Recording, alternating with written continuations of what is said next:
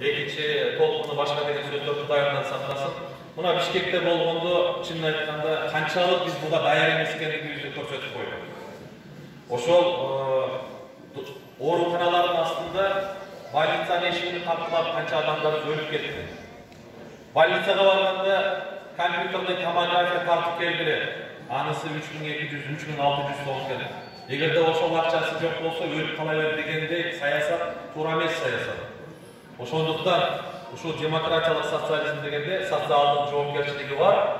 Бирок Союз учурунда коомдук жана мамлекеттик гана менчик таанылган болсо, биз азыр жеке менчикти тааныйбыз. Завод, фабрика, жерлер бар адам колдонулуп, бирок мамлекеттин жаңы аталык, апалык социалдык ролуну кайтарып келели.